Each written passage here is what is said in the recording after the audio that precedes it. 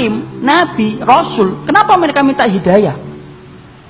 Kalau yang jahil sudah, yang baru separuh ilmu sudah, yang sudah berilmu tidak beramal sudah, yang meyakini yang batil sudah. Sekarang kita tanya, kenapa nabi tetap minta hidayah?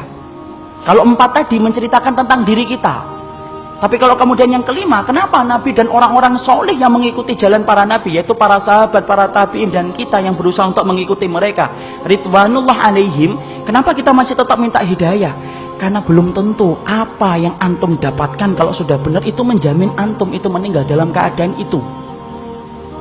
Kita apa pernah menjamin bahwasanya kita akan mati husnul khatimah dalam keadaan iman? Siapa yang menggaransi iman kita? Tidak ada.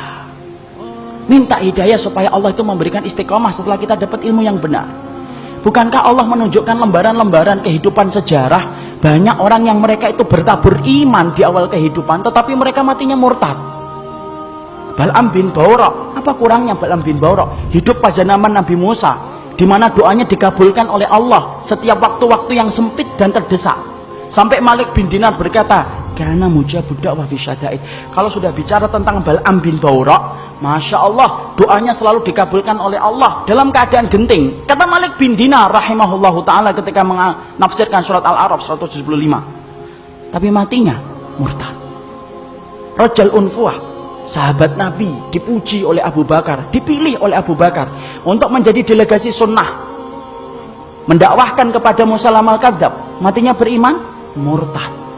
Ubaidillah bin Jahsy yang pernah menyelamatkan kehidupan agamanya sampai ke Habasyah, ketika Nabi masih di Mekah, ikut di dalam hijrah yang pertama, hijrah yang kedua ke Habasyah, beriman? Tidak, murtad di Habasyah. Kecintaannya minum khamr menjadikan dia murtad.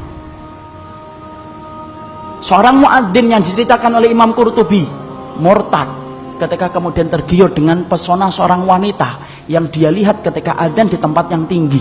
Orang dulu ketika adzan naik ke tempat yang tinggi, melihat seorang wanita begitu cantik, turun, ini gentle dia ini, turun, dia katakan dia cinta sama wanita itu. Wanita itu berkata, tidak bisa kami nerima kamu karena kami Nasrani dan kamu Muslim. Loh, dengan apa saya bisa diterima? Berpindah kepada Nasara. Pindah, ikhwan. Murtad, meninggalnya di hari dia meninggal dunia, akan mencampuri istrinya, naik ke atap, kemudian jatuh. Belum sempat mencampuri wanita yang menjadikan dia murtad. Siapa yang menjamin? Ini yang kemudian kita khawatirkan. Minta terus hidayah. Kenapa kita minta hidayah walaupun kita itu sudah memelihara jenggot, sudah kemudian ngaji, istri kita sudah kemudian berhijab yang syar'i, kegiatan kita sering datang ke kajian ilmu, bertemunya kita dengan orang yang solih, terus kita menjaga hangatnya iman. Tapi kenapa kita tetap minta hidayah walaupun ikhtiar sudah kita lakukan? Karena tidak ada yang menjamin antum akan masuk surga kecuali Allah.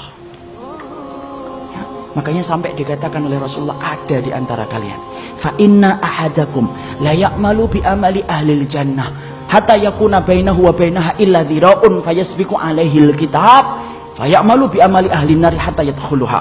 Makanya sampai Nabi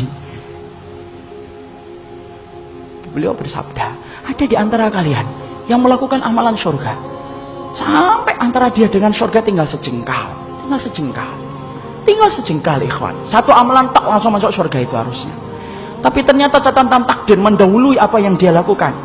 Lalu kemudian di akhir kehidupannya melakukan amalan penduduk neraka hatta yadkhuluha, sampai dia masuk ke neraka itu. Ada pula yang sebaliknya, fa inna ahadakum la ya'malu bi amali ahlin nar hatta yakuna bainahu wa bainaha illa dhira'un fayasbiqu alaihi alkitab fayamalu bi amali ahlil jannah hatta yadkhuluha.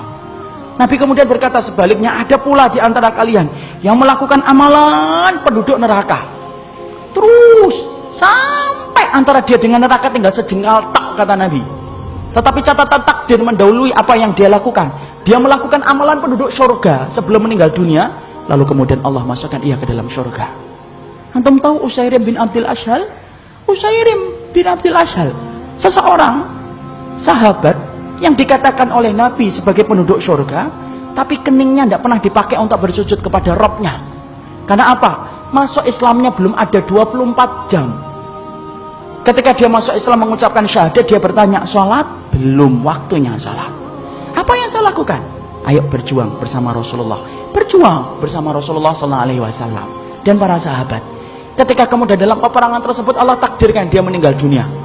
Ketika meninggal dunia, Maka rame para sahabat membicarakan tentang Utsairim bin Abdul Asyad.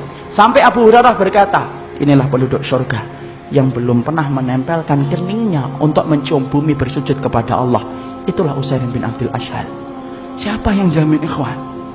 Jangan sombong kalau kita hari ini sudah ngikut Pak. Jangan sombong ketika kita hari ini sudah ngaji. Belum tentu itu akan menjadi jaminan bahwasanya itu menjadi keimanan kita ketika meninggal dunia. Jangan magrur. Apa itu magrur? Tertipu dengan amalan kita, merasa bahwasanya amalan kita itu akan pasti menjadikan kita masuk surga. Siapa yang jamin? Minta hidayah kepada Allah supaya kemudian kita diberikan oleh Allah. Kalau antum betul-betul orang yang solih, supaya hidayah yang antum minta menjadikan antum diberikan istiqomah sampai antum meninggal dunia. Itu yang kita minta kepada Allah. Inilah pentingnya hidayah. Makanya di dalam kehidupan kita sampai Allah terangkan doa yang pertama bukan doa meminta ampunan. Doa yang pertama bukan meminta surga. Doa yang pertama di dalam Al-Quran bukan meminta perlindungan dari neraka. Tapi doa yang pertama, ikhwan, antum sebagai hambanya Allah diajarin oleh Allah. Kita diajarin oleh Allah minta hidayah. Karena kalau antum sudah dapat hidayah, antum diampuni oleh Allah. Kalau antum sudah dapat hidayah, antum dimasukkan surga oleh Allah. Kalau antum minta hidayah, antum akan dijaga dari api neraka. Dan itu didahului dengan hidayah.